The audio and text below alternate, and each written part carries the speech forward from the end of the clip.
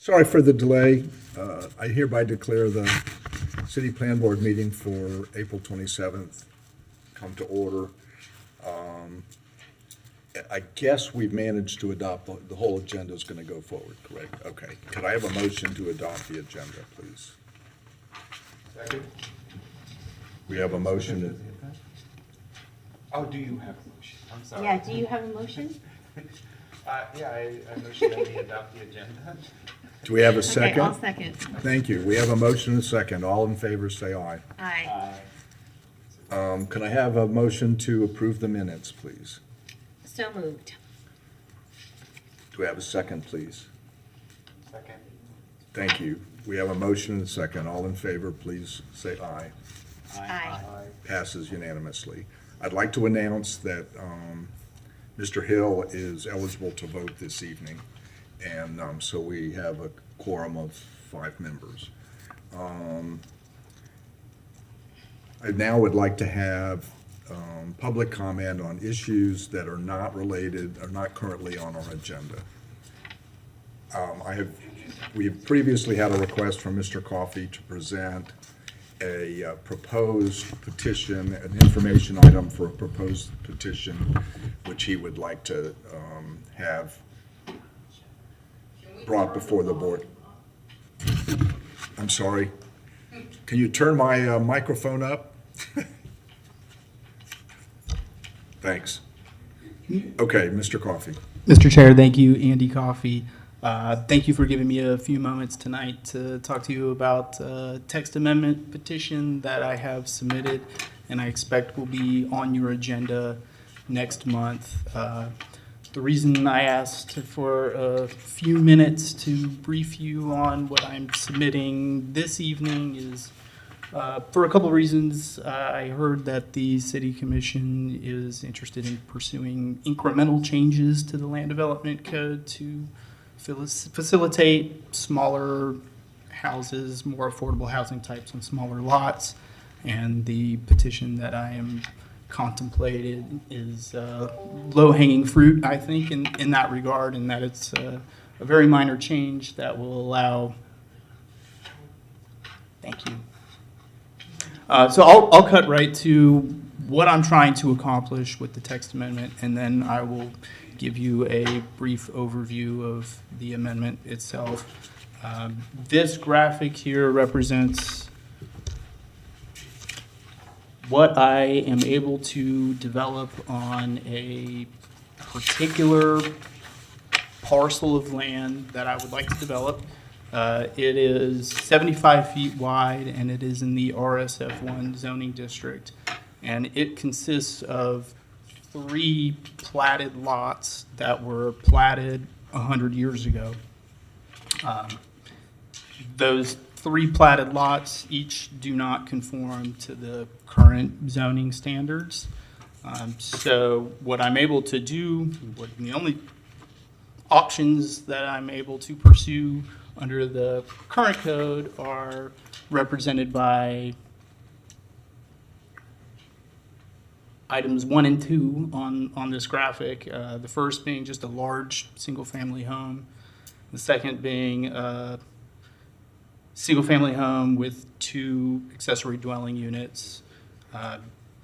And these are realistic development scenarios. Those are each actually infill houses, infill projects that have been developed just laid onto this parcel within the setbacks. With the text amendments that I am proposing, I would be able to instead build a small home on each of the existing platted lots. And so I'll show you how this can be accomplished.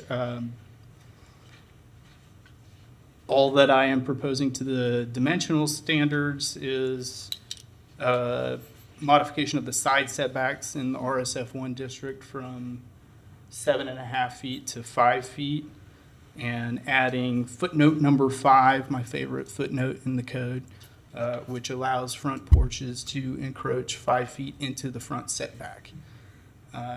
And both of those are consistent with the neighborhood residential zoning district standards that were adopted for this area, but have yet to become effective unlikely ever will. And then the second component that is necessary for my preferred development scenario is an amendment to the provisions for non-conforming lots. And this one is slightly more complicated, but easily accomplished by striking one of the criteria for which certain non-conforming lots are deemed conforming, and that is that it is not a substandard lot. And instead, the only criteria would be that the lot is located within 500 feet of 2 or more lots that are developed with a principal structure and share a similar degree of the same nonconformity. And that essentially ensures that the lot is developed consistent with a historical development pattern. And so for the particular lot that I used for my demonstration, it would be within 500 feet of principal structures that share the same nonconformity and look like this. And that's it. So with those two amendments to the code, I would be able to develop that piece of property with 3 small homes instead of these other development scenarios. And so I came tonight a month early to ask the board for feedback on anything in particular that would help the board make an efficient recommendation when I come back as a petition next month. Thank you, Mr. Coffey. Thank you, Mr. Chair. Questions from the board? Give us a second. I got distributed some of this, but nobody else did. The goal, of course, is that those 3 units that you could develop would be more affordable. And I don't know if you're planning on these being rentals or are proposed to be single-family houses that would be sold. Well, allowing them to be developed on the existing platted lots at least creates the opportunity that they can be sold individually, whereas the first scenario is certainly not an affordable housing type, and the second is not a housing type that can be sold individually. Correct. Do you happen to know how many lots are available to be subject to this? And right now I'm talking about empty lots, not, I'm assuming you're not going to start tearing down giant houses and putting three units there. Right, that I don't intend to. Yeah. I don't, but I can do my best to That's all right. obtain that information for next month. I know you've been building a lot of small lot buildings over the last some years. I guess mostly on the east side of town. Is that accurate? Mostly in the Fifth Avenue neighborhood, east of 13th Street. Yeah, If okay. we consider that the east side of town. Yeah. It has a northwest address. Yeah, right, I understand. Okay. Anybody else have a question? I'm afraid we're not going to help you much, but we look forward to seeing it again, and hopefully we'll be more informed. I'll look forward to being back next month. Thank Thank you, you very Mr. Chair. much. Anyone else have a comment to the board that is not on issues that are not on our agenda? Okay, seeing none, let's start with our old business. If you would read that, Mr. Anyway, God. Old business, 2022678. LD 22-69, Alachua County, Courts Complex Plan Development Petition. This is a petition to amend the layout plan and conditions of an existing plan development plan.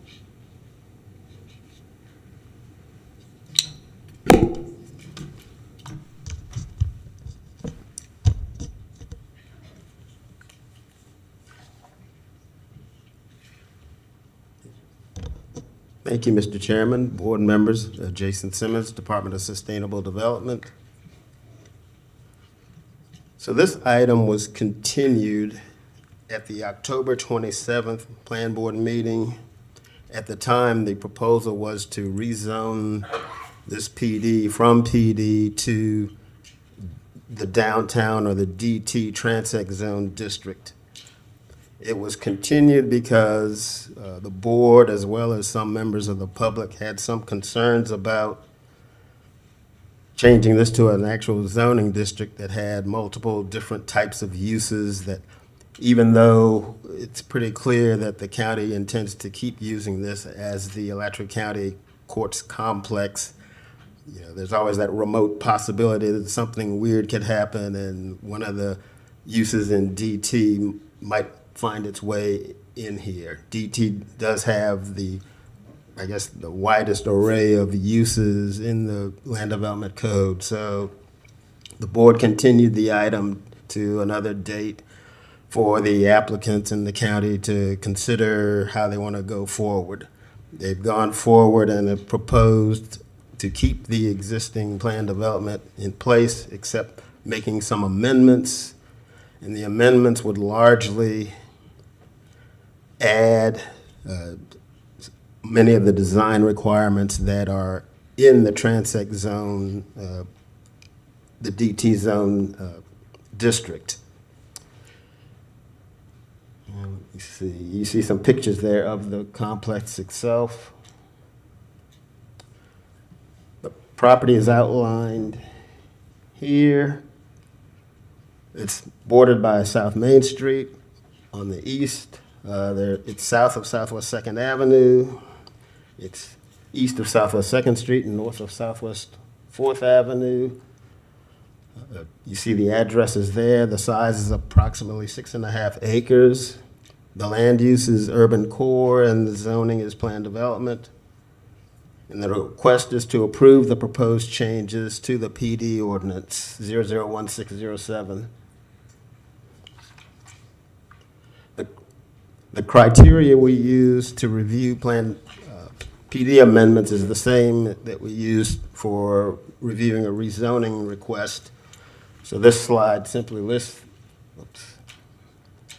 the different criteria used and is further detailed in your staff report.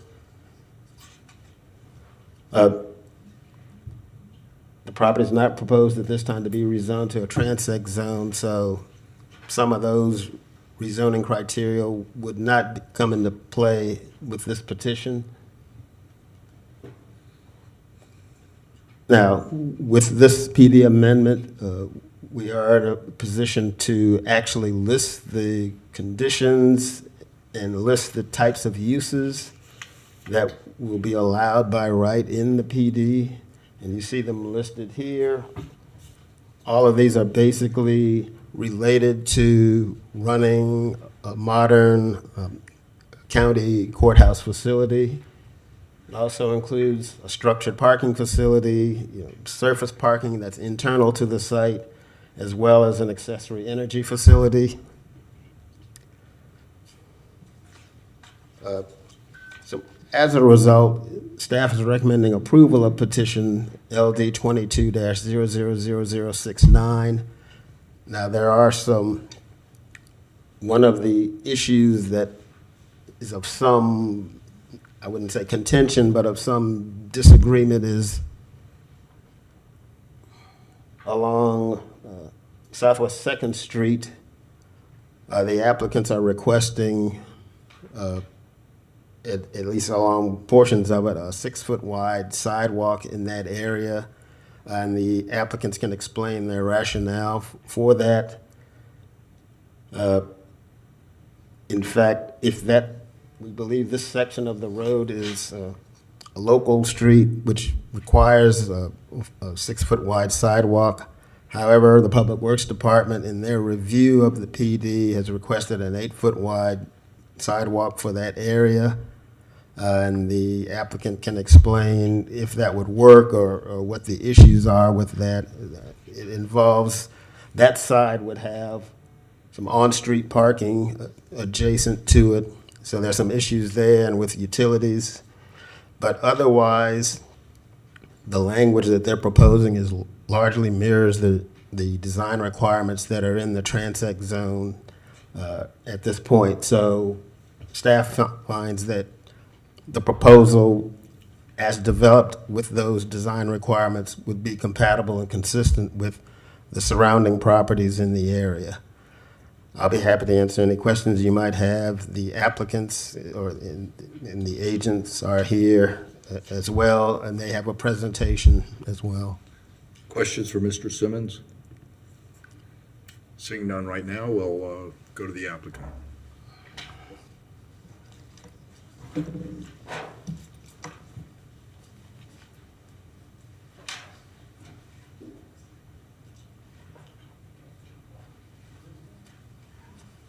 Mr. Hilliard, it's lovely to see you again. Good evening, Mr. Chair and members of the Plan Board. I am Ralph Hilliard. I'm here representing Jameer Engineering and the Alachua County Court project tonight. Won't spend too much time going back over things that Jason has already covered. However, the actual zoning on the site is not changing. It's staying PD. As you may recall, as Jason indicated, we are back because the board at the last meeting asked us to kind of come back with the PD amendment. And so we've worked to come back with the PD amendment on that. So to kind of show you where we are today in the courts complex. So phase 1 has been developed. You have the existing courthouse, the Stephen A. Mickle courthouse. We had the bus shelter. We vacated a roadway, service parking, and provided parking. So this is kind of where we are, and the reason for the PD amendment is this area here. In the phase 2, we put in the parking lots. So now, after 20 years, of course, the program for a courthouse changes. They've gotten funding for a parking garage, potential funding for a energy facility that would be internal to the site. Parking garage would probably go in this area, would meet the DT design standards. So these two parking lots, I think we would all agree that those are not the best use of property in the downtown, especially if you are able to put in a parking garage. So these two areas are designated on the current PD layout plan for parking. And the only way to change that is to bring an amendment to you to change those so that we can have buildings there.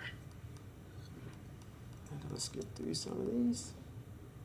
Uh-oh. I think the wrong presentation got loaded into this. So we'll skip through that. Because I noticed something was going on there. Anyway, so we amended the PD conditions to make it more consistent with the downtown by putting buildings on those two lots down there. You bring buildings up to the street the way that the downtown zoning would allow. And let's see if I can go back. Yes. Yeah, the wrong one got loaded. So what I wanted to show you is, there we go. Right. So the support services building would be placed here on this corner. That's one of the things that the PD conditions would allow to occur. This area over here, as far as the future, would allow for another courthouse building to go in this area that would frame Main Street. The proposal would be to vacate these roadways in here, but the PD would also require that there be an urban walkway provided in this area to continue this connection through over to Main Street.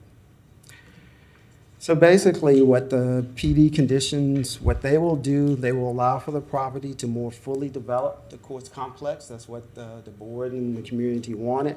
It will allow new development to be consistent with the DT zoning.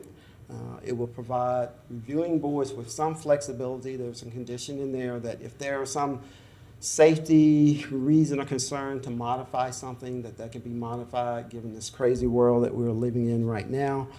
And one of the things that we've done is bring all the conditions into one document where staff does not have to flip back and forth looking between code and the document. They can pull out the PD layout plan and see all the conditions. Mr. Gamir will address the issue about the sidewalk that Jason raised. And that concludes my presentation. Thank you, Mr. Hilliard. Actually, borrow that one.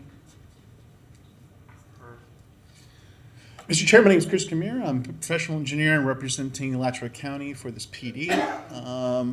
One of the interesting components of this site is when the original courthouse was constructed, GRU did a lot of upgrades in this area, okay? One of them was they undergrounded a giant electrical backfeed, and that happens to run along the entire western portion of the property. So normally, you would consider utilities to be constructed in the rights-of-way. However, they have a 10-foot easement along the entire west side. In addition to, it bulbs out into the property 20 feet for large switch gears on the actual court's property.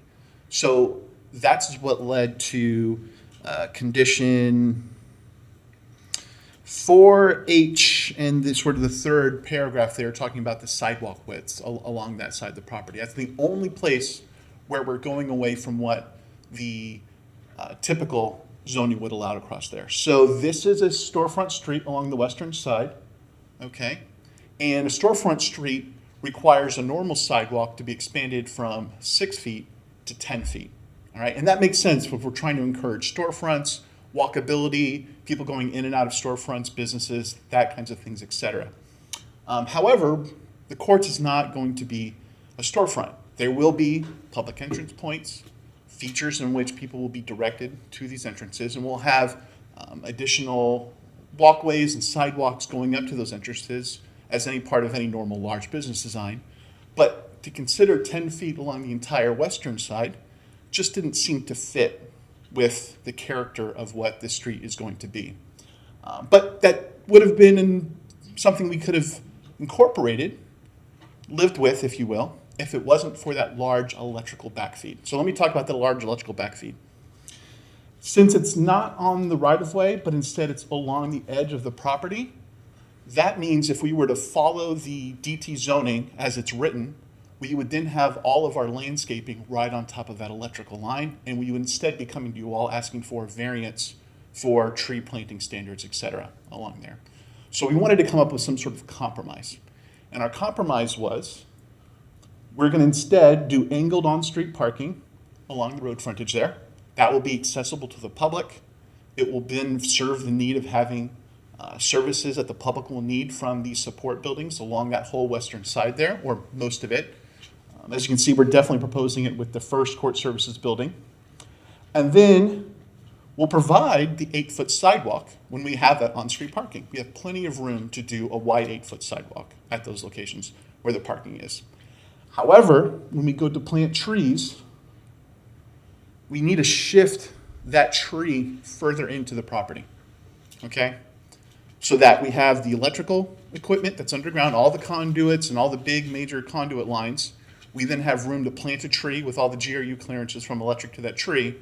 But then that means our sidewalk goes from being 8 feet wide to then bump into 6 foot wide in order to make room for that sort of tree planting and then keep a uniform building frontage along that western side. So then let's go back to, is 6 foot sufficient? Because the point that Public Works brought up is that these sidewalks are supposed to be providing for multimodal transport, for people walking, riding bikes, those kinds of things that you'd see in a downtown area. And I completely understand with that point. However, when I went to look at the code for some inspiration of where the right footprint would be for these standards, I went and took a look at some of the other not storefront standards, the other street types. So for example, we know that a local street has a 6-foot sidewalk, okay? But then let's look at what a principal street requires. Well, a principal street requires a 6-foot sidewalk. And let's take a look at the other street type. Well, what's the other thoroughfare street, correct? That also has a 6-foot sidewalk associated with it. So the only street type that goes from the standard 6-foot wide sidewalk to a wider sidewalk is a storefront street. And since, again, we don't have those type of uses proposed, that's where it made sense to me, to where I'm happy to provide an 8-foot sidewalk when we have parking available. Since we have all that room, we will provide plenty of sidewalk. And we're only asking for a reduction to 6 foot, which apparently is standard for all the other types of street types, when we're going by trees, et cetera, so that we can get those trees in next to the electrical line. So that's the whole genesis of why we propose condition 4H, and you can see there sort of the third or fourth line of that condition in the PD. With that, I believe I've taken enough time explaining electrical conduits and tree plantings, and we're available here for your questions. Thanks. Thank you, Mr. Gilmore. Questions from the board? I guess I have a couple of questions on, you could just bump the building in a little bit. Yes, sir. Yes, sir. And we balanced the idea that we could always push the building further back away from the right-of-way line. I mean, that's what we did in the downtown area for decades and decades. But I thought one of the goals of the form-based code is to try to get that relationship of the building with the public, with the street, to create sort of a more unified, active street front. And that's sort of, I know we're quibbling over 2 feet. You're absolutely correct here. I think I had good justification. Again, keeping with that form consideration, since we're going to have on-street parking, which is going to push that building frontage back anyways. And again, it was just a way to do a Well, you'd end compromise up there. with a sidewalk, though, that's 8 feet and would be up against the building, right? We'd still have to provide a 5-foot No, I building frontage. understand, but we're still ending up with the walkability standard that allows the building to be closer to the sidewalk, but we have more room on the sidewalk. So in other words, that extra 2 feet is now gonna be, Bumping into the building. yeah, well, I don't mean it's gonna bump the building, but if you bump the building 2 feet, then you have 5 feet, then you have an 8-foot sidewalk, you still have a walkable realm as opposed to, I guess my concern is at some point, we're trying to make our sidewalks wider, and in several districts, they're 10 feet, particularly around the University of Florida.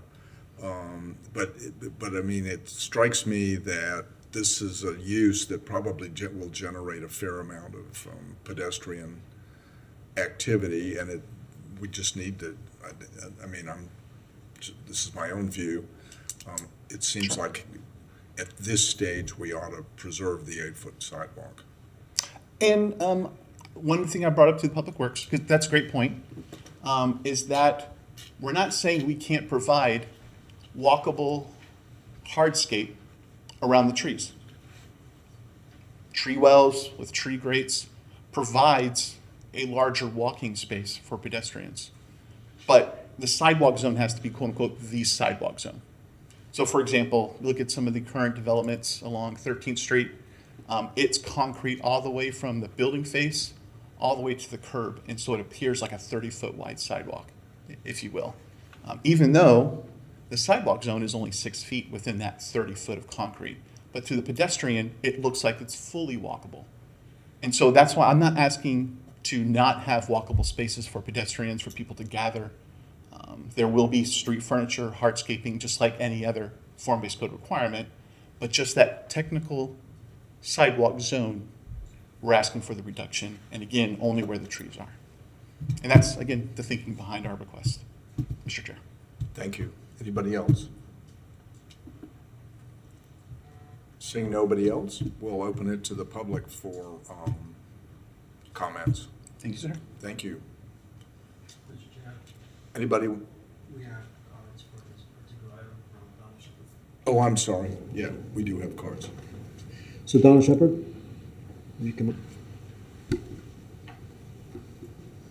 Hi, I'm Donald Shepard, People's Representative, and I like to say is that hearing all the information here, I'd like to go with the 8-foot sidewalk, ask them to go back to 2 foot on that enclave, and that would work as far as them.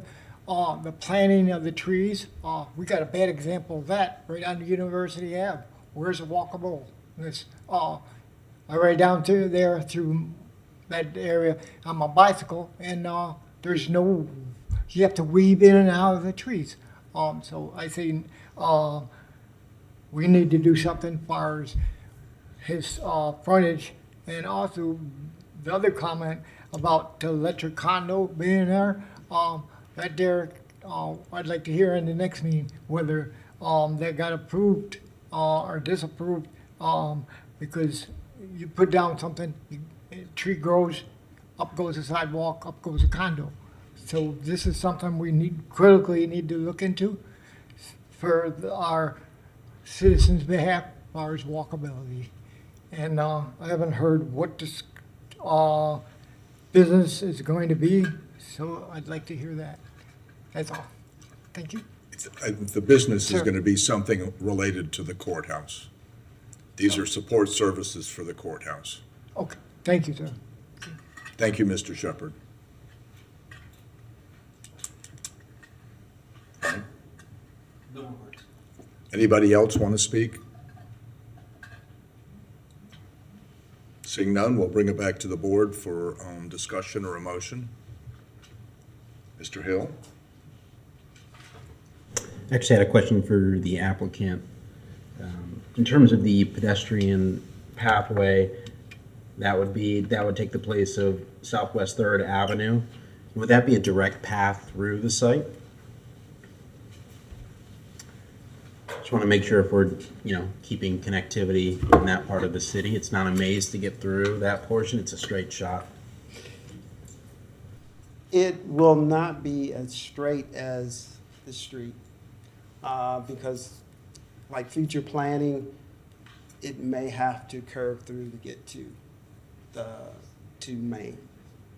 There's a bus stop somewhere along in this area, so it may be something that have to go through and connect to that to bring people back and forth. Now, would that be a public space, public walkthrough at all times? Or would there be any sort of gate facility that would prevent people from walking at any time, say someone's there late at night or?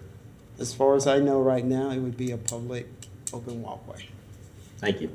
And plus, it has to come back to the board anyway for approval. Any other comments or questions from the board? Mr. Sanchez? I have a question for the applicant as well.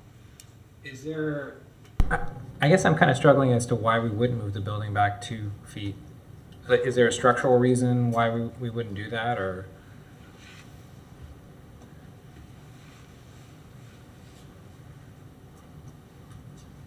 Mr. Chair, that's a great question. We're actually coming to you with a building footprint on here that is at sort of design development level.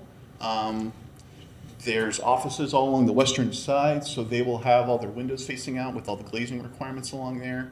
And shifting a building 2 foot in, does just change a lot of what the design could be or done, or maybe we would just choose to shift the whole building over because it's way cheaper to align columns and everything else in a building when you're trying to house the number of office spaces in a efficient layout as possible with them, provide all the different meeting spaces for people that need the services at the building, and we'd have to absorb that 2 feet somewhere in the design, obviously.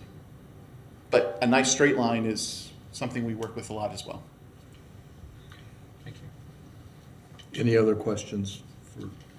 And I won't steal this pointer again. You won't be the first. If there's no other questions, could we have a motion? Oh, I'm sorry.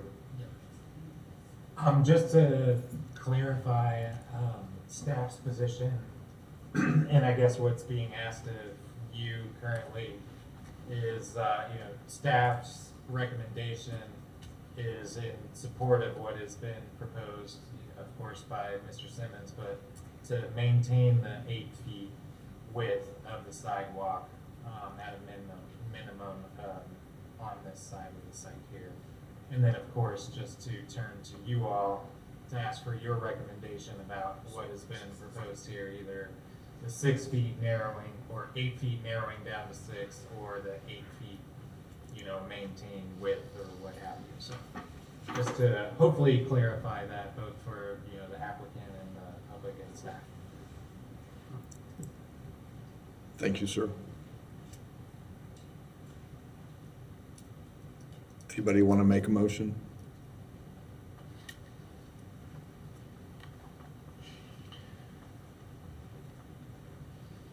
You've been the motion guy. I actually prefer the DT zoning. Pretty straight because it gives it more flexibility to be other things. But we're going to do a PD, so somebody else has. We're going to maintain this PD.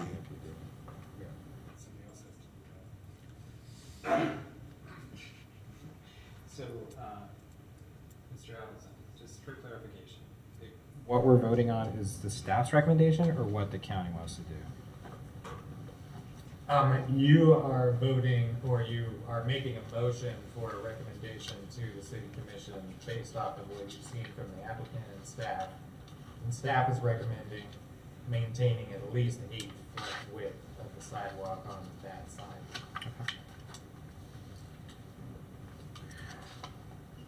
Well, I'll make a motion. Thank you. Motion to approve LD 2269 with the city staff's recommendation that the sidewalks stay 8 feet.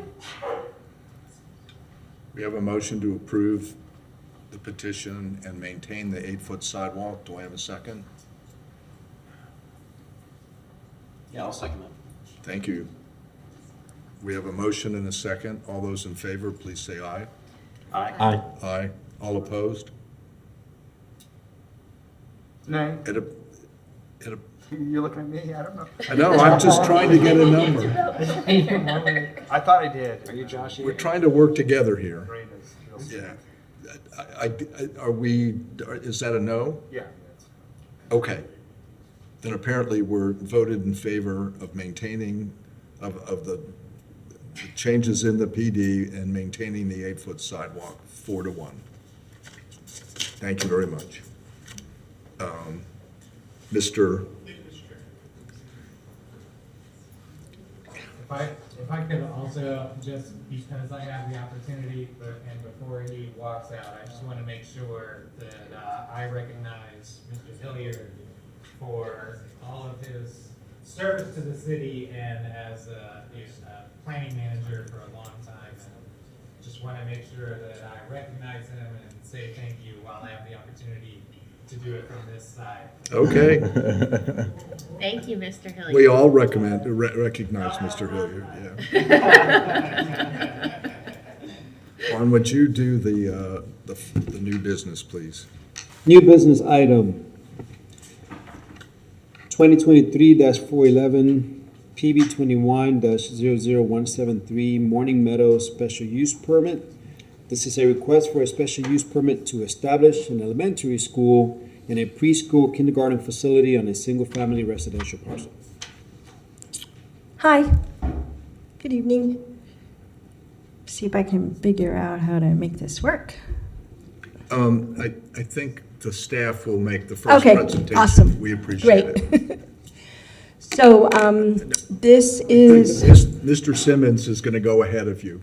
oh, I'm sorry. We appreciate your eagerness, though. Thank you, Mr. Chairman, board members. Jason Simmons, Department of Sustainable Development.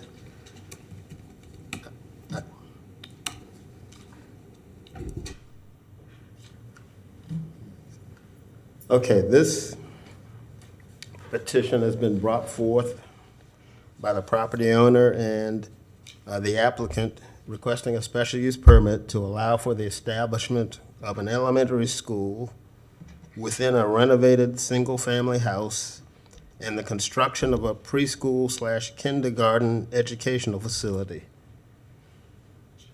Now, this is just a general aerial. There's more detailed aerials later, but these facilities are proposed to be located on a single-family parcel located at 2258 Northwest 31st Avenue. Schools, be they elementary, middle, or high school, public or private, and daycare centers are permitted by special use permit in the RSF1 zoning district. Let's go. So you see here there are 3 separate tax parcels that are part of this overall project, although only one is proposed to have any actual development on it. The other 2 are to remain vacant and put into a conservation easement, but we'll get into that a little later. These are the tax parcels. The address, the 2258 Northwest 31st Avenue, is actually this parcel here, which has the RSF1 zoning. It's accessed off Northwest 31st Avenue. The total size of the 3 parcels is approximately 8.5 acres. And you see the zoning, the RSF1 is for basically the subject parcel, the parcel where the development is proposed. And RSF2 is the zoning for the other 2 properties. They are lots that are within the Palmetto Woods replat subdivision. Thank you. Located up here. And you see the SUP would establish an elementary school within the single-family home that's located on this parcel. It was a single-family house with some accessory structures. The idea is to renovate that structure to place the elementary school in there and then construct a separate building for the preschool kindergarten educational facility. Just closer up view of the 3 parcels, and you see the aerial located here. This is Northwest 31st Avenue. You have the church just to the east of the proposed development property. You see the subdivision up here. This is part of the overall Townsend development, which is a PD to the east. And to the south of 31st Avenue is basically all residential single-family development. Yeah, this is the Glen Springs Road, Church of Christ. And then here's just a sort of a broader view of the general area. You've got the Townsend PD, you do have the elementary school, the Glen Springs Elementary School located further to the west of the subject property. You got Green Tree Park up here.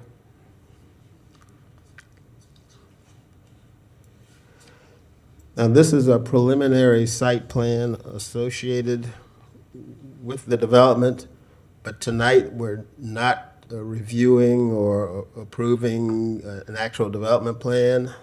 This is strictly for the special use permit to allow these uses on this property. But you can get an idea, sort of north is to the right. So this is Northwest 31st Avenue located here. There's an existing access driveway into the subject property located here. It provides access to the single-family house that's here, and it goes further up to the existing single-family home here. Again, this is preliminary and very rough, I think here's where they were showing the construction of the new building to be placed on the property. You see sort of outlines there for where the parking would be located. And you also see here there is a creek or that's to the north of where they're proposing this activity. So one of the things staff will be, that has looked at now and will look at it with any development plan coming forward would be meeting the setback requirements from the environmental features on the property. These are the different conditions or criteria that we look at for reviewing special use permits. That's located in section 30-3.24 of the Land Development Code. These are discussed in detail in your staff report in the backup. But generally, I think because of the size of this property, of the individual, particularly the southern parcel, staff finds that there is enough space to provide buffering or distance between the proposal and any adjacent single-family homes or any adjacent buildings. But even so, we have proposed some conditions in conjunction with the use. And this is based on information we received from the applicants as well as information provided during their meetings with staff and with us previously. Maximum number of students shall be limited to 200. The hours of operation that they proposed, I believe, is 8:30 to 2 p.m. The hours of operation, and there's two facilities, the preschool kindergarten and then the Constellation Charter School. So the preschool kindergarten times would be 8:30 to 2 p.m. The charter school would be 8:30 to 2:30 p.m. Now, there is, I believe there's some language somewhere indicating that they can propose some minor changes to these hours of operation depending on if and when Alachua County changes their hours of operation for some of their facilities. I think they're somehow tied together in certain ways. Number 3 requires that the existing natural landscape features and any buffers, berms, or fences that adjoin or are proximate to the surrounding properties shall be retained and kept in good condition as much as possible. 4, the student drop-off and pickup traffic shall not queue onto Northwest 31st Avenue, and all student drop-off and pickup shall take place wholly within tax parcel 8993-1, or that southern parcel. We believe there is enough space on the property for all of this activity to occur within that parcel and not back up onto 31st Avenue. You got a roundabout just to the west of this area, so we don't need any kind of clogging situation at that driveway. And condition 5, a conservation easement shall be acquired for tax parcels, for those 2 tax parcels that are part of Palmetto Woods. And this shall be acquired prior to development plan approval of the new facilities.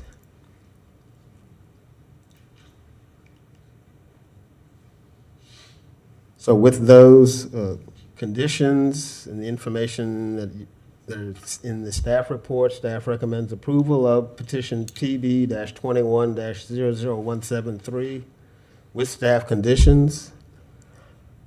I'll be happy to answer any questions you might have, but the applicant does have a presentation to make to you as well.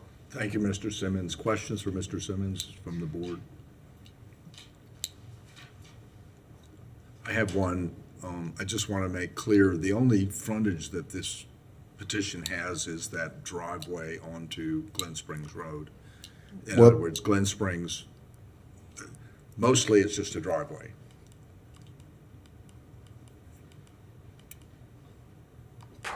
For practical frontage, yes, although technically with Palmetto Woods, you have frontage along the looping part of this road. I believe it's 34th Place.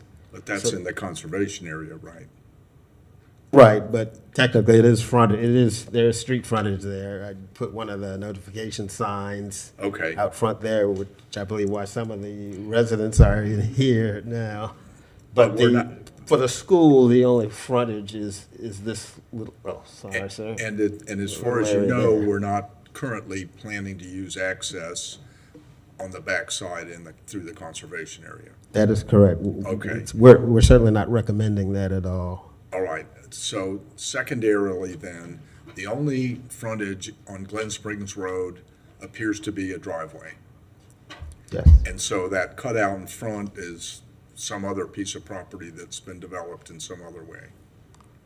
Which, Right next, just to the right of the driveway.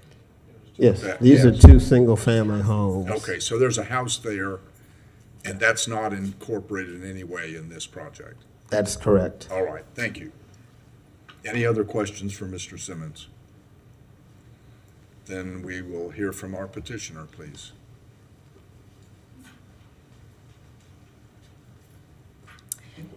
So I have a presentation that I thought might help bring a picture to the project.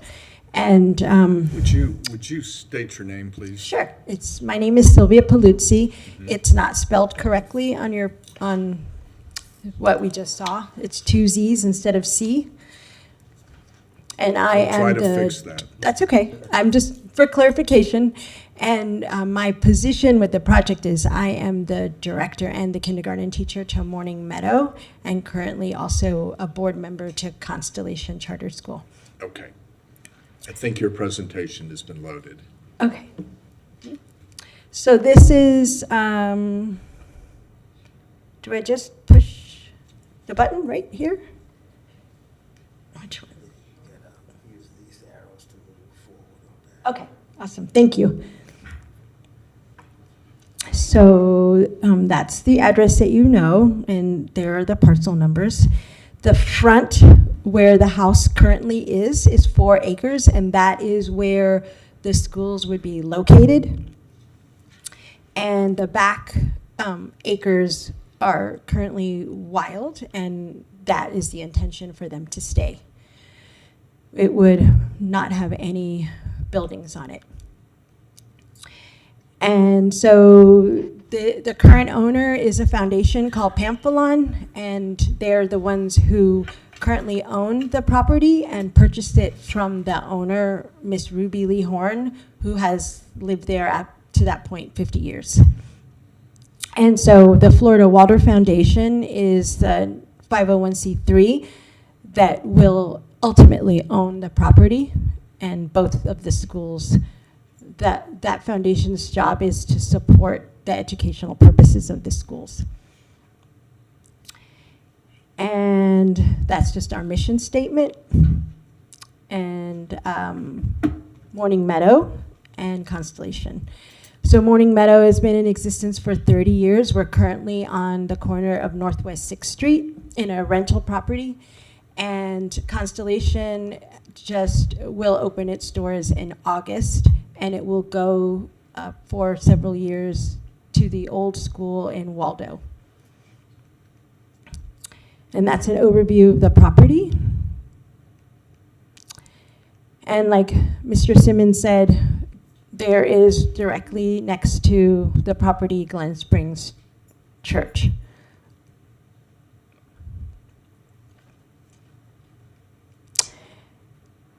So this is the southern parcel that's currently existing. Some of this is information. So this is more of a visual. This is the driveway that you were talking about, and it goes straight. The house that you see to the right is a person who lives there. She knows about the project, and we've had some conversations. but you have to go right past her house to get to the back. That is the current home that exists. That was Miss Ruby's house. And that's just a view of the way that you get into the back end of the property. So it has a lot of open space. It's buffered all around. We would maintain as much as possible of all of that to create that buffer to maintain it between the church and the residential property that's to the west of it. So we have 3 phases that we're proposing. The first phase is to just upgrade the interior infrastructure, the electrical lines, the water lines. It needs to be connected to GRU. It's currently on a septic tank, and you can't do that with the school. So all of this information was given to us at our first step meeting, and we've been in conversation with GRU. And then phase 2 would be to renovate the existing structure and then to add 2 additional structures that look very much like the existing home. And then you'll see in the next picture or 2, there is a 3-car garage that needs to come down. And there's an existing slab that it's approximately about 500 square feet. And that's where we would propose to use for parking. And phase 3 would be to go ahead in the open space that was in a previous slide, construct a building to house the 4th and 5th grade. And so that's just a picture of the proposed development. Phase 2 is in blue, phase 3 is in the yellow. So that is what phase 2 would look like. The front back is Miss Ruby's house. We would keep that structure. There's some things, the electrical would need to be upgraded. It would need to become code compliant. So I already know there's certain things that we'd have to do, handicap bathrooms, fire alarms. And then the other 2 structures would be as close to that one to give us as much green space as possible and to keep it within the buffer to help reduce noise to our neighbors. That is the 3-car garage that would have to come down. It's basically just a shell right now. So originally I thought, well, maybe it could be renovated and make that into a classroom, but after the looking at it, it's not really possible. So that would come down. But there is the existing cement that we were hoping could be utilized for parking and then not have to create any additional cement on the green space. And then this is the open area that would eventually be where the 4th and 5th grade would be. And that's just some more information about our times. The back 4, like we said, we would be wanting to keep in conservation. We would probably create some pathways so the children would have access to it. But at this point, that is why this land is attractive, because it does have green space. And Miss Ruby, who owned the house, did not want to sell it and have all of the life that's in the back be displaced. So she decided that she wanted a school to be there because it would maintain as much of the original footprint of her property. And so the community impact is not only would we be able to have an early childhood program, there would be a charter school that would provide free education to the students. And we have some community partners that we've been in conversation with. The Reimagining Gainesville that has many different footholds within Gainesville to help us partner up. And then we are neutral so that our building would have as low of a carbon footprint as possible. So that's our presentation. If you have any questions, I'll do my best to answer them. Thank you, Ms. Let's see, questions from the board? Mr. Sanchez? I just happen to notice that I think your hours of operation kind of conflict with what, one of the special conditions, right? I think the city was much more restrictive. I was going to ask about it when I saw it. I was sorry. waiting for your presentation, but you've got aftercare in there too, which actually extends the hours of operations, I think, to 5 instead of, what was it, 2:30? 2:30. Yeah, which seemed overly restrictive because, I mean, I have kids in school. I understand that aftercare is a big part of school. It's a very valuable part of school for parents. So I just wanted some clarification there of is that still going to be the case where are we allowing you to do 5 or are we allowing you to do 2:30? Well, I can't I can only answer what is in the practical. So the school day, and maybe that's what Mr. Simmons, that is the school day, and the majority of students would leave at that time. There are always families whose children need to stay in an extended day program, and so that would run till 5, but it would not be the majority of the students. It would probably be, a third. Presently at Morning Meadow, we have 55 students, and in our aftercare, we probably have about maybe 15 to 18 a day. The rest of them get picked up. Okay. Anybody else have a question? Well, Mr. Simmons, do you want to clarify if we need to change that condition?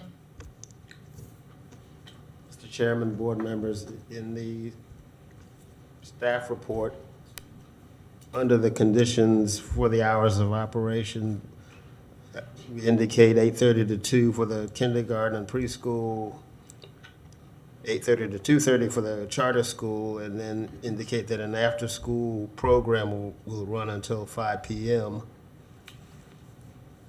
And then there were a couple of notes that I sort of tried to mention during my presentation.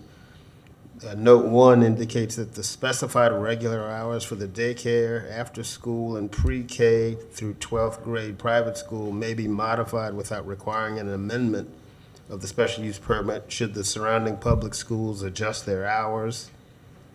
And then note 2, all normal operating functions shall be started and completed between 6 a.m. and 6 p.m. Monday through Friday. The regular hours for the facilities shall be no earlier than 6 a.m. and no later than 6 p.m. And then note 3, summer means after the end of the regular school year and prior to the start of the next school year. So our conditions would be as detailed in the staff report as opposed to just on the slide for the PowerPoint. Thank you, Mr. Simmons. Any other questions? Okay, thank you. We'll open it up to the public hearing. And the rules of the plan board is you speak for 3 minutes, and we can be easy, but I'm sure Mr. God, why can't I remember your name? Just a very forgettable. Juan will keep track of that. Anyway, come in. We have Tricia Engel speaking first. It's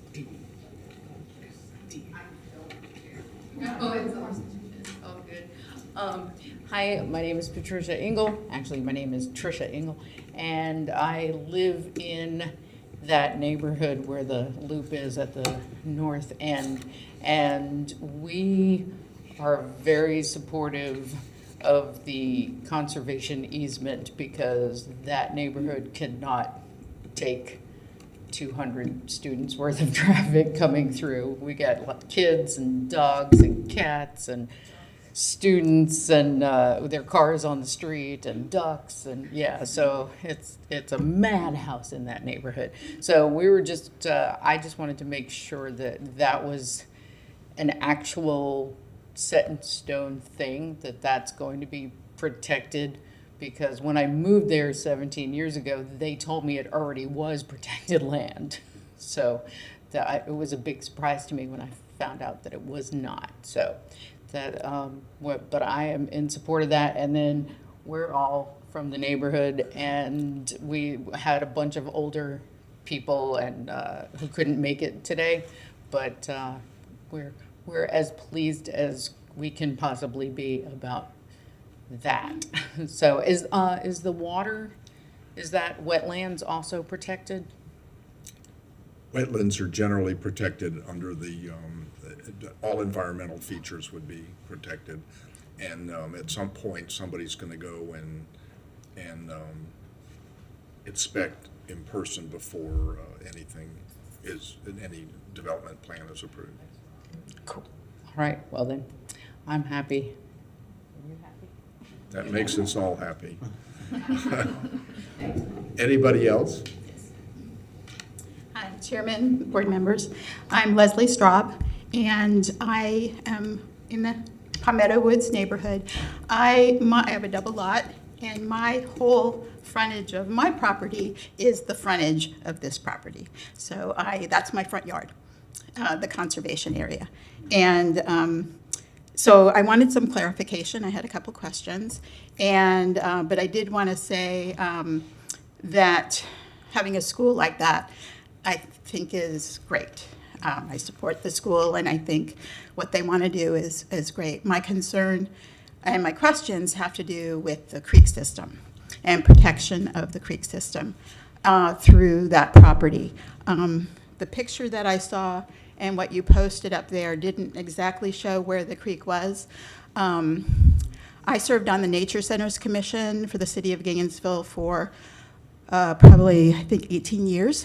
And one of the things we dealt with a lot was our creek system.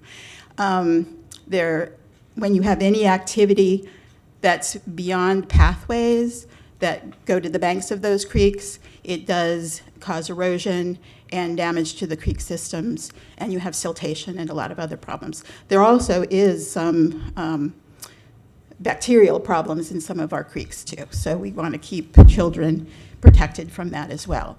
So my one clarification was how much setback is there from the creek that goes through there? Also, our neighborhood, what they've done is there's a retention area to the east of that conservation area. That's the retention pond for the apartment complex. I can't remember. Glen Springs Apartments. It's the retention area for that, plus the church that's next to our property, our neighborhood, plus our neighborhood. And that conservation area is protecting our neighborhood from flooding, because that's all we have. And we've had some flooding issues in the past. They did scoop out the retention pond in the last few years. But that creek system, there's actually, because I've kind of inspected back there, and I know Ruby, I had met the family when her husband was still alive. And there was cow pasture instead of condos next to that neighborhood. I was there. And there is a beautiful creek system through there, and there's a waterfall. Unfortunately, I don't know how a grocery cart got back there, but there's one back there too, so we need to do some cleanup. But so that was, I just wanted to inform you of those conditions there, and that yes, I was so pleased to see that the city and the applicant did that to have that conservation easement. Thank you for your comments. Okay. And my recollection is that the city requires 35 feet back from regulated creeks from the break of ground. Yeah, I think having maybe a pathway along the creek that the children can travel on would be appropriate, but I really want to encourage having those banks protected and the creek system itself protected. And so I think that's all I have. Thank you. Anybody else? Can I just answer something about that? Come and talk for just a minute, please. I just so that, because that's a concern. So you couldn't see it on the slide, but the back end of Miss Ruby's house is where you would look out and to see the woods. We call it the forest property, and the creek runs back there. Now, because I have worked with children for 30 years, that area would have to have a fence, and children can't just willy-nilly go in the back because it's not safe. So the vision of the property is to have paths so that the children can access it supervised, and then the family that lives at the very front of the house, they always had the opportunity to go there with their children, and so that the neighbors that are still there would have access to it. Miss Ruby didn't sell this property to a developer for $1 million in cash, which I would never have been able to beat that because she was so committed to the back property for the animals to have a home.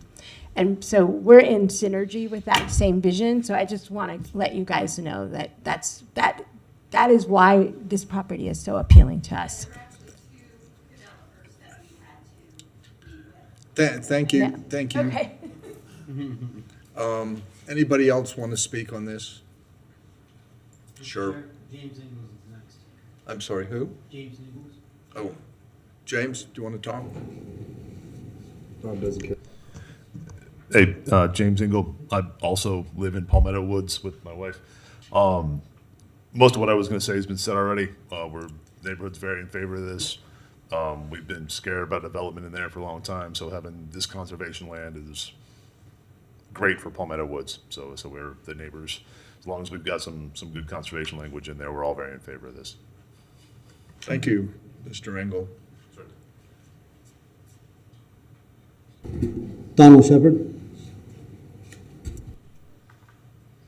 I like it. My name's Don Shepard. I like the idea that you're starting to call up the people's names so it can be orderly. From what I'm seeing in the films, this is definitely needed. The fence around that pond, the creek being guarded, far as a walkway for students, the students being accompanied, and it would have to be placed in a written document stating that any child going outside the premise, the building, has to be accompanied with a parent or with the teacher, or a person in charge. I'm really not impressed with this project. From what I've seen, I think that the whole thing should be shut down. I would not send my child to a place like this. To me, it just looks like a place in the country. And I'm not no country bumpkin. I'm a city person, and I believe that something like this is not something that I would take and vote for to pass. So that's my input. I appreciate your comments, Mr. Shepard. Anybody else? Do we have anybody else? No. Anybody else want to speak? The lady that looked like she was coming to talk? Well, Hi, I'm Jenny Ford. I'm the environmental coordinator, and I was just going to say that the creek setback has been verified, and the footprint of the new building is not getting any more encroachment than the original footprint of the building. thank you very much. Okay. Just to add to that too, Mr. Chair, it's a 35-foot minimum from the break and slope of top of bank of the creek. It's one of my favorite phrases. Thank you very much. I was close, though. Yes. Okay, thank you. We'll close the public hearing and bring it back to the board for comments, questions. A motion would be nice. Mr. Sanchez. I'm just curious how big the driveway is. It doesn't look very big, and like a driveway to handle the traffic of going in and picking up kids. I might be incorrect, 'cause I haven't seen it in person, but it sure looks like it's kind of big enough for one car to go like a one-way, but not really a two-way. Mr. Simmons, do we know what the right-of-way is there?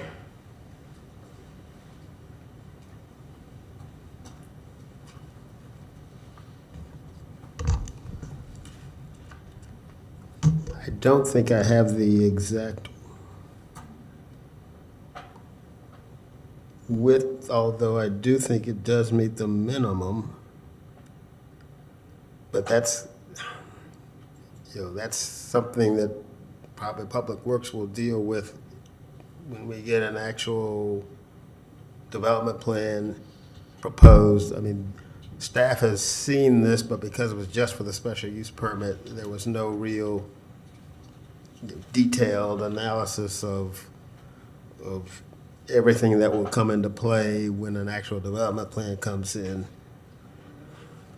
But I think it has to be a minimum 25 feet. I think it does meet that, but I don't have the exact dimensions. Okay, Ms. Sutton? I guess along those lines, Mr. Simmons, can you just clarify at what point with the phasing that they laid out, they're gonna have to come in for a site plan? Because I don't doubt the Public Works will ensure that when it comes in for a site plan, but if they first come in to just repurpose the existing building, they may be able to do that with a building permit? Probably. Even If with they're the just change doing of the use? renovation of that existing single-family Or house. would the change of use require a site plan? Forrest is nodding his head. Okay, Well, the so thing is, they roughly- might need parking if they're gonna change that use to the actual school with assembly use, so that might trigger some sort of parking requirement, which would trigger the development plan review. Yeah, I feel confident that Public Works will take care of the driveway. Rough measurement, it's a 50-foot width on the frontage there. Okay. So that's enough for a driveway. Okay. Yeah, the right-of-way is 50 feet? Is that what you said? Okay. The portion of the property that is along Northwest 31st Avenue, the southernmost, is 50 feet. Okay. You should be able to squeeze two-way traffic in there. Other questions from the board? Ms. Sutton? I'll make a motion. Thank If there's you. no other questions. I move that we approve PB-21-00173, the Morning Meadow special use permit based on the staff report and the evidence presented here today. Do we have a second? A second. We have a motion and a second. All those in favor, please say aye. Aye. Aye. All opposed? Passes unanimously. Thank you. Good luck to you. Thank you.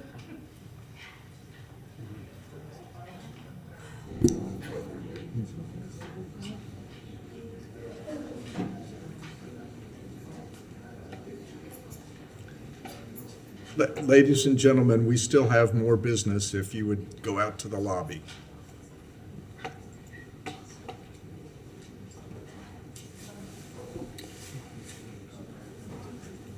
Thank you for coming. Can we read our next item, please? Item number 2023-410, LD 23-000019, St. Andrew's Church Special Use Permit. This is a request for a special use permit to allow an expansion of a place of religious assembly use associated with the existing St. Andrew's Church.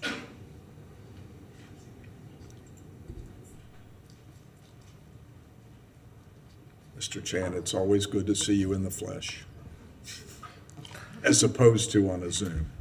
I quite like being on a screen. Yeah, we have that effect on a lot It's a of little people. bit scarier here.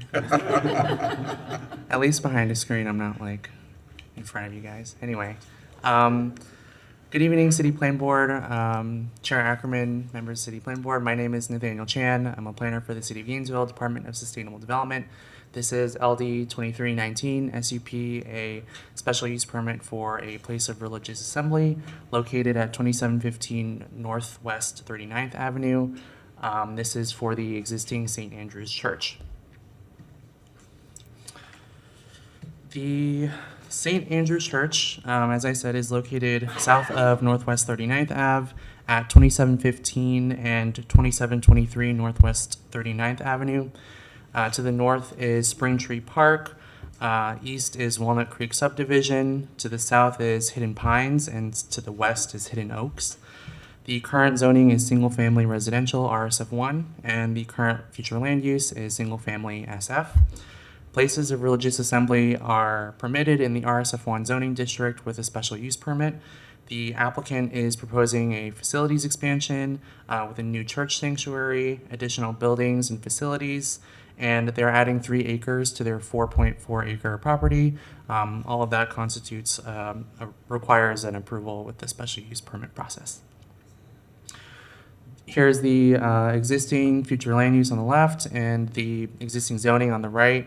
So in yellow is single family future land use that sort of dominates the surrounding area.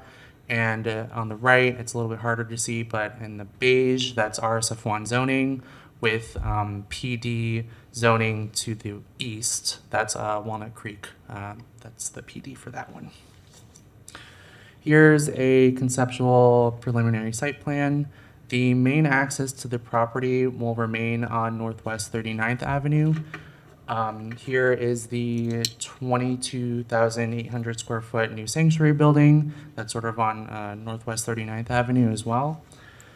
They are moving their existing playground, I believe, and they're revising their parking area. So currently there's no loop, so they're adding that loop, and they're adding additional parking spaces to accommodate the new sanctuary building. There's also a storage building, I believe it's 2,400 square feet to the north, and things like other design features, lighting, parking, things of that nature would be reviewed at development plan review. Here are just some of the elevations. Again, if the special use permit is granted, lighting and other design standards would be reviewed at that time. So that's the south, I'll just sit for the north elevation. This is facing Northwest 39th Ave, and then this is to the south elevation. The application meets the review criteria for a special use permit outlined in section 30-2.4 of the Land Development Code. 3.24, sorry, of the Land Development Code. The proposed place of religious assembly is consistent with the comprehensive plan, the Land Development Code, and with the surrounding land uses. The proposed place of religious assembly will not adversely affect the health, safety, and welfare of the public, in addition to meeting all of the other review criteria for special use permit. More details on that petition meeting the review criteria can be found in the staff report. Staff recommends approval of LD 2319 with conditions. I'm going to request the overhead. The conditions have changed slightly from what is in the backup. So condition 2 is actually slightly different. I've provided a physical copy for you to review. Just going over each of them. Condition 1, activity at the property is or shall be regulated by the city's noise ordinance. That's sort of standard. Condition 2, as I said, is the one that's changed. So we are just clarifying some of that language from what was before. Essentially, we're requiring that St. Andrew's Church maintain the existing landscaping in the 25-foot building setback along the eastern property line. That's the property line where Walnut Creek is. So a little bit more context on that. Walnut Creek has reached out to staff regarding a potential fence as something that they were interested in as an additional buffer from St. Andrew's Church. So Walnut Creek is PD zoning. It had a condition where they would require a 6-foot pressure treated fence on that edge essentially, but that was never put in. So staff reviewed the property in the eastern boundary and found that there is a line of trees and shrubs that create an existing vegetative buffer. A proposed fence in that area would likely require the clearing of this vegetation. So staff's recommendation is to maintain that existing vegetation in the area as it adds visual and sound attenuation. Condition 3 is we're requiring a bike and pedestrian connection from the church to Northwest 27th Street. We'll review the exact location and development plan review. And then condition 4, upon approval of the special use permit, they'll apply for a development plan review. And that's the end of my presentation. I'm happy to answer questions. Thank you, Mr. Chan. Questions for staff? does the applicant, here comes Ms. Lazari.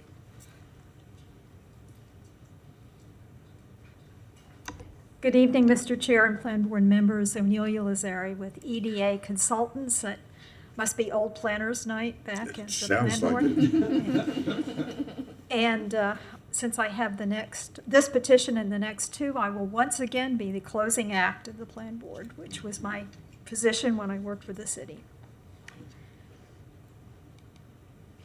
As Mr. Chan indicated, this is a special use permit request for a place of religious assembly. St. Andrew's Church currently exists at the site.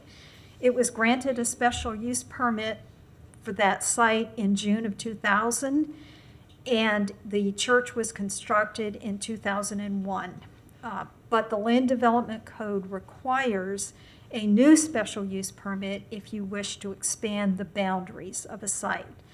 I will point out that this tax parcel number should read 06091 and not 92. So this application is to construct a new sanctuary and associated improvements like parking, expanded stormwater facilities, use of an existing single-family dwelling that is on that parcel that's being added as a rectory, a future prayer building, and a future storage building. And the playground that exists will be relocated. This indicates where the current church is on the 4.4 acres, and the 3.3 acres is what's being requested to be added to the special use permit this evening. The current zoning is RSF1, which will allow a place of religious assembly by a special use permit, which is what we're requesting this evening. And again, as I said, the code requires a new special use permit, even though one exists at the site, because the boundaries are being expanded. There is no proposal for a daycare center or public school or private school at this location, so it will just be the place of religious assembly. The lot to the west was purchased by St. Andrews in 2019, and they wish to add that to their site. And they will utilize the single-family dwelling that is on that as a rectory. Mr. Chan very adequately discussed the existing single-family land use on the site and the RSF1 zoning. The justification for this special use permit request is that it is consistent with the comprehensive plan. The single-family land use category specifically allows places of religious assembly as a community-type facility or institutional facility. It meets the Land Development Code use requirements in Section 30-5.23 for places of religious assembly. It meets the 11 Land Development Code review criteria for a special use permit, and the church has existed at that site since 2001 in harmony with its neighborhood. This is the revised condition 2. We want to thank staff for reworking this condition with us and again for their hard work on this application.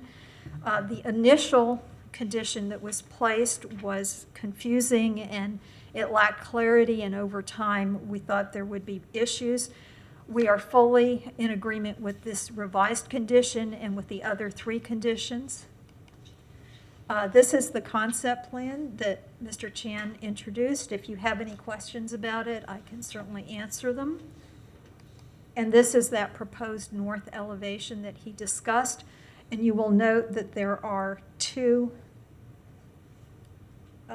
doors at the front that have sidewalk connections out to the public sidewalk along Northwest 39th Avenue. With that, we are requesting approval of petition LD 23-19 SUP with the revised condition 2 as presented by staff and the applicant this evening. And I would be happy to answer any questions. Thank you, Ms. Lazari. Questions for Ms. Lazari on this petition? Seeing none, we'll open the public hearing for comments. We have Donald Shepard speaking to Mr. Shepherd, you're up. I'd like to waive my time because I don't know this project, so I'd like to waive my time. Thank you. Thank you. Anybody else want to speak on this? Seeing no one, we'll close the public hearing and bring it back to the board for comments, questions, or Mr. Hill. Just like to say I really appreciate that pedestrian connection. I think that's a nice touch.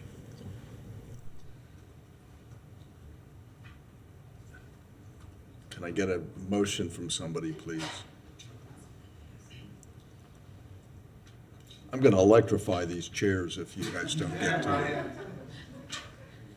I make a motion to approve LD 23-000019 with the staff. Am I doing this right? Yeah. You're looking at me with the staff's recommendations. Do we have a second? Second. Oh. Yes. Just to clarify, that's the revised. The revised staff recommendations. I'm sorry, I should have said that. Okay. Everybody understand the motion? To approve with revised condition 2 and the other conditions also, right? Okay. Do we have a second now? 2 seconds. Okay. We have a motion and a second. All those in favor, please say aye. Aye. Any opposed? Passes unanimously. Thank you.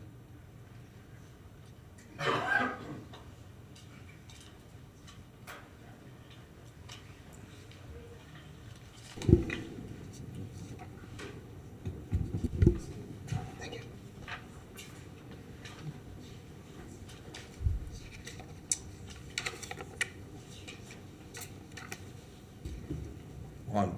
Items number 2023-409 LD 23-00016. That's the Dance Alive Land Use Amendment. It's a petition to request to amend the property's future land use designation from single family to plan use district. This will be read and presented along with LD 23-000015 Dance Alive Rezoning, which is a petition to request, or is a request to change the zoning of a property from single-family residential, RSF4, to development. Making those presentations will be myself. Interesting. Okay, so, Do you want to go? let me go over there. Yeah. Can't take notes. You might be more comfortable. I got your notes, buddy. I got your notes. So, good evening. For the record, my name is Juan Castillo. I am a planner with the Department of Sustainable Development. As mentioned earlier, I will be presenting items number LD 2315 and LD 2316. These items are for a request for a land use amendment and a rezoning change for a property located at the intersection of Northwest 34th Street and Northwest 39th Avenue. Currently, the property is vacant. It's an open space that has been used historically as a recreational field in tandem with the church over to the north of the property. Approximately, it's 5.78 acres in size, and as you can see, is heavily lined with trees, which are very nice and very big trees in the area. So as I mentioned, the request before you this evening is to change the land use from single family to planned use district, and also to change the zoning from single family RSF4 to planned development. Now, the proposal that you're seeing before you, this is the PD layout, which I'm gonna go over a little bit. We have the current building being stationed over to the farthest west side of the property, right over here at the corner of Northwest 34th and Northwest 39th Avenue. We have an open space which will be used in relation with the uses going on in the building here. And just for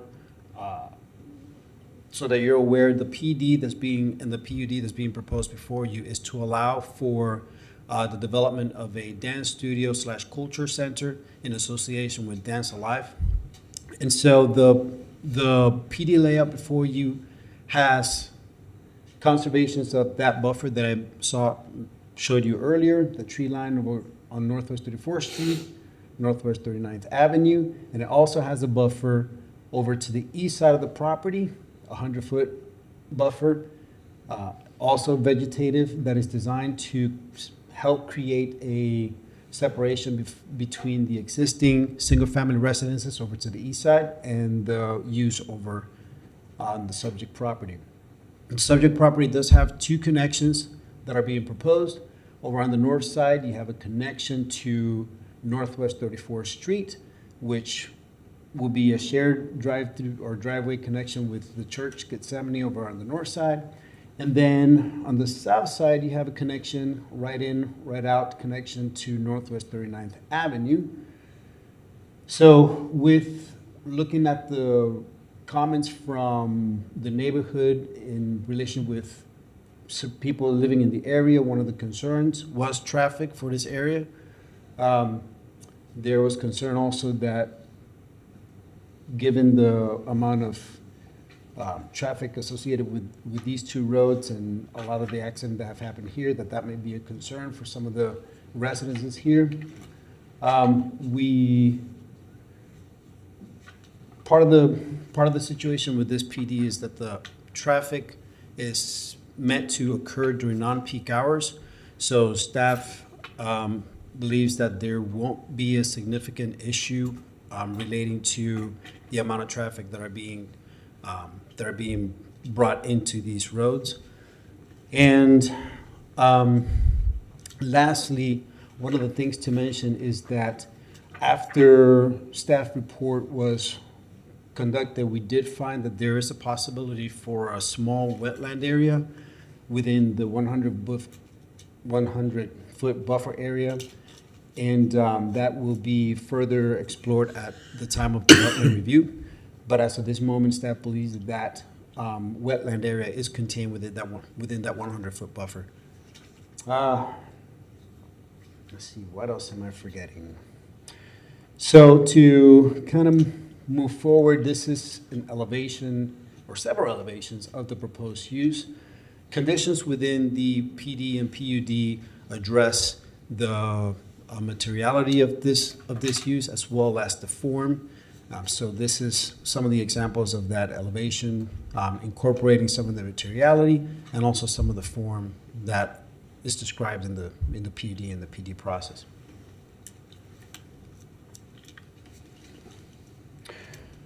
So we do have several conditions that are further documented in the report in the backup, but I will go through just a few of them here.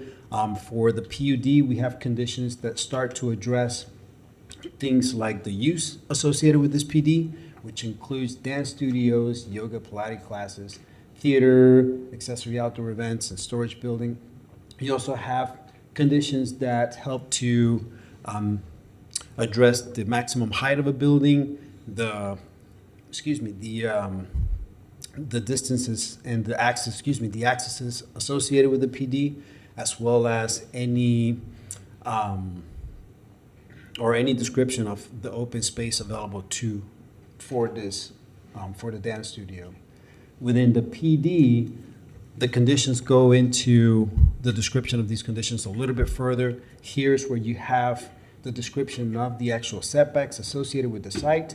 You have sizes being described for the building. So the main building is capped at 26,000 square feet, while the accessory use is capped at 4,000.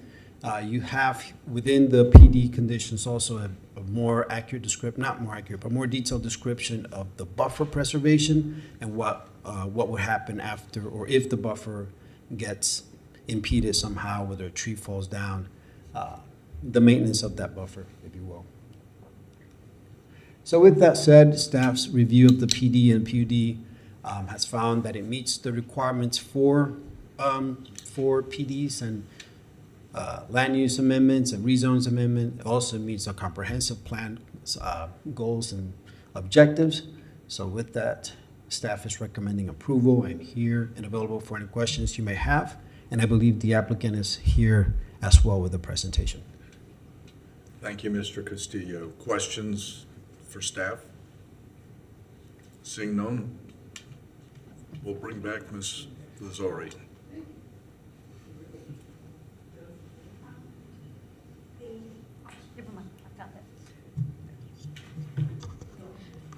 Good evening again, Mr. Chair and Plan Board members. O'Neil Lazari with EDA Consultants. I will point out that Sergio Reyes with EDA is here if there are any engineering-related questions. And Kim Tuttle with Dance Alive is here this evening. Also, if you have any questions about the operation of Dance Alive and what they would be proposing here.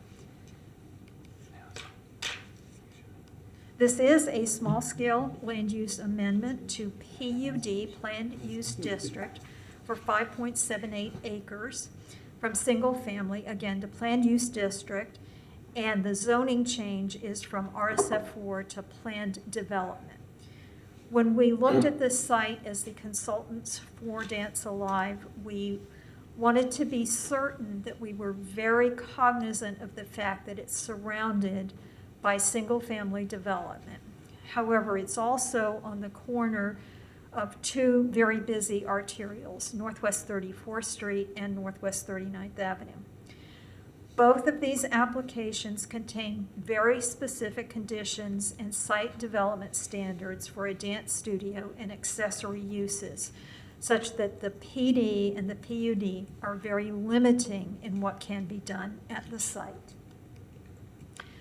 This again is the location at the corner of Northwest 34th Street and Northwest 39th Avenue. This property is vacant and has been for decades.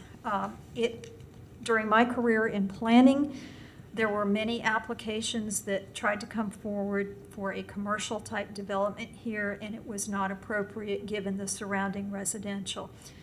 We find that this proposal is very sensitive to the surrounding residential area. So this is the proposal. Again, the site is currently single family, and it would go to Planned Use District. And the proposed zoning is from RSF4. This is Gethsemane Lutheran Church here, which is a PD, and it would go to PD.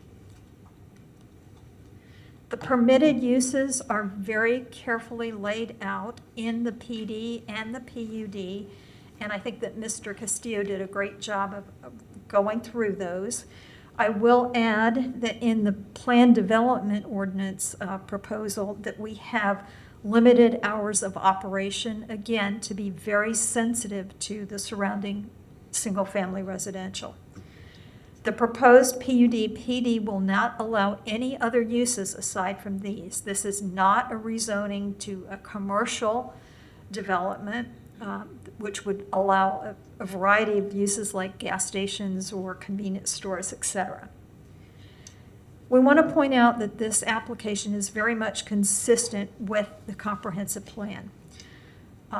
Specifically, the Planned Use District land use category allows for unique, innovative, or narrowly construed land use proposals. And that is exactly what this is. This is a unique proposal in terms of the fact that it is Dance Alive, which is a unique cultural and educational facility for our community that has operated for 57 years and been providing entertainment and, again, dance education for us. The PUD land use category also talks about buffering of adjacent uses. And you will see that again when I go over the proposed PD layout plan. And PUD requires that planned development zoning be used to implement it, and that is what we are bringing you. This is consistent also because it discourages urban sprawl. It's an infill parcel. Again, that parcel has been there for decades with nothing on it. And finally, we want to point out the cultural affairs element, objective 1.1, which says the city shall recognize and support arts and cultural organizations as an important factor in the economic prosperity of the community. In terms of the justification for this application, this is a unique development scenario for a long-term local cultural use. The PUD-PD conditions limit uses to ensure compatibility with the surrounding neighborhood. There are limited hours of operation to ensure compatibility. The property is located, as I said, on two very busy arterial roads, such that it was not well suited for single-family development, which is why it probably did not occur there. The uses being proposed for the dance education and the Pilates and associated performances are off-peak generators to reduce trip impacts. Conditions within the PD include transect-like site and building design standards to reduce massing and enhance the development. It supports the city's infill development goals for reduction of urban sprawl.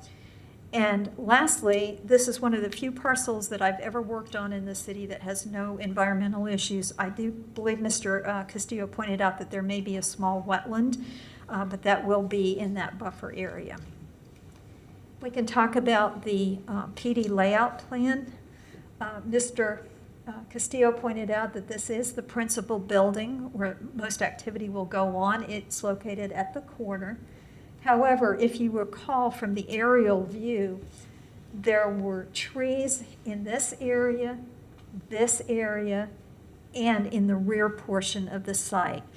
And that's why the PD is proposing the buffers that it is, 70 feet along 39th Avenue, 100 feet to here to protect the adjacent residential, and then 40 feet along Northwest 34th Street to, again, maintain that nice tree area there. There is open space being provided, and there will be stormwater provided as required. These are the elevations. They were in your packets.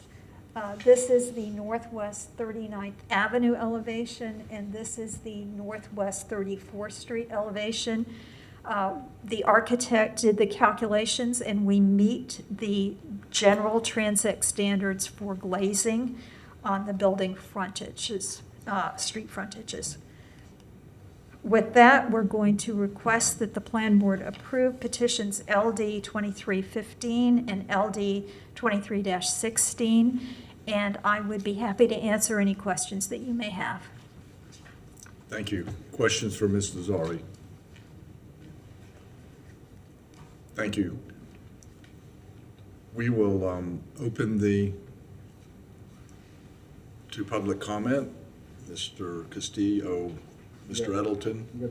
We have comment from Rocky Patel.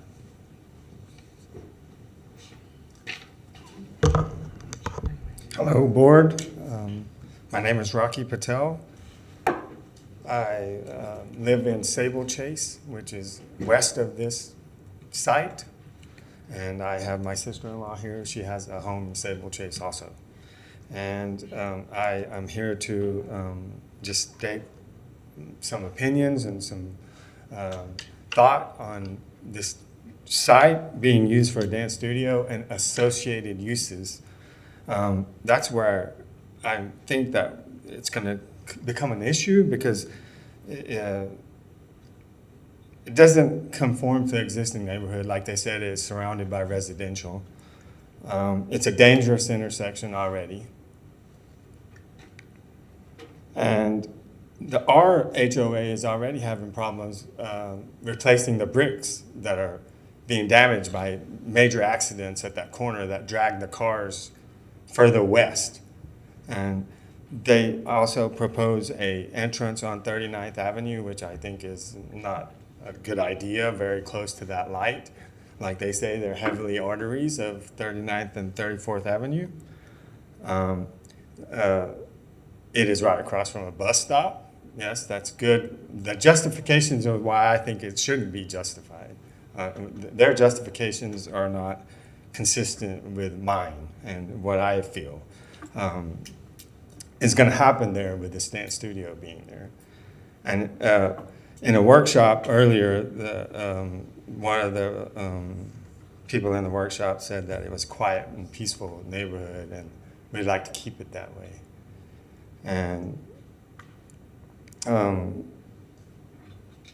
my final thought in this would be, I think the city really needs to look at this with the state for a roundabout to be there. Maybe they could use this land, and the highest and best use for it is to create a roundabout at that intersection and be helpful for the traffic that does move through, the existing traffic that already moves through that intersection, much less counting, parents and dance studio members that are going to make a left out of this proposal, or on 34th, or right onto 39th from this site.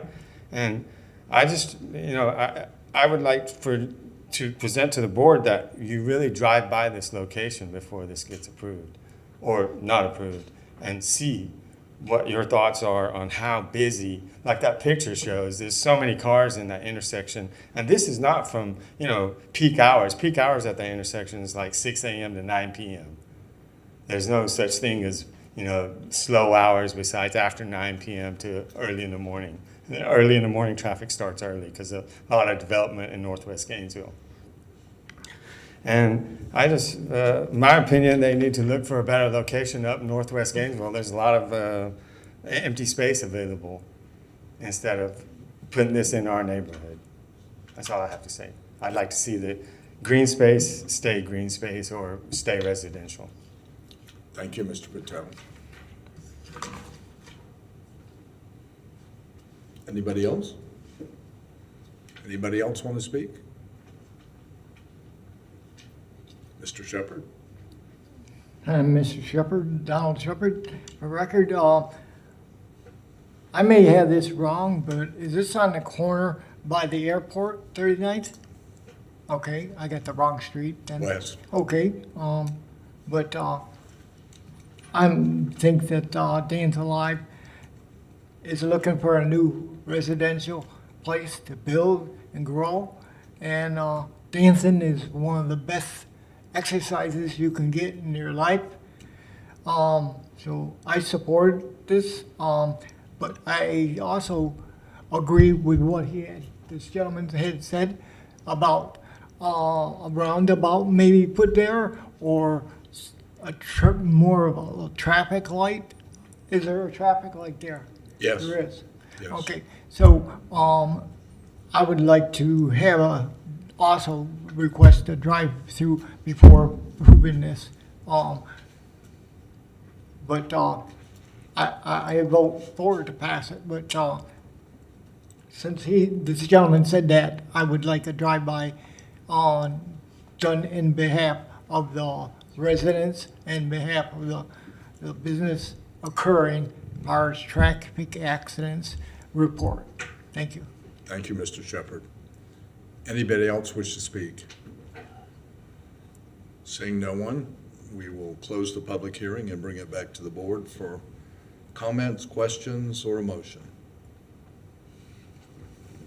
Don't make me push my electrical buttons. Pretty shocking.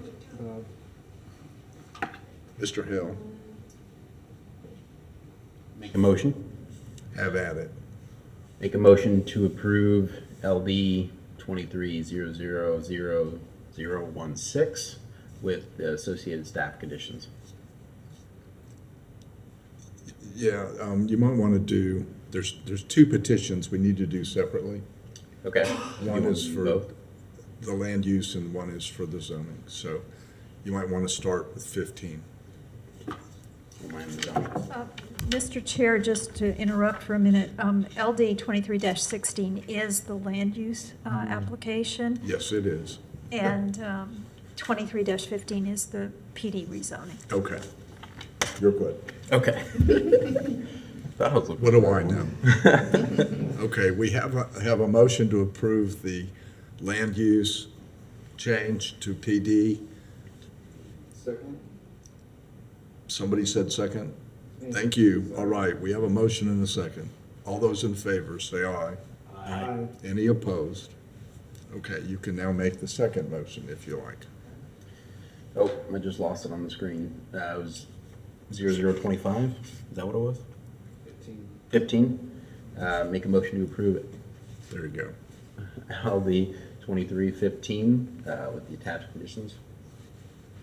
Second. We have a motion and a second. All those in favor say aye. Aye. All opposed? Passes unanimously. I think that's the end of our agenda tonight. Thank you very much.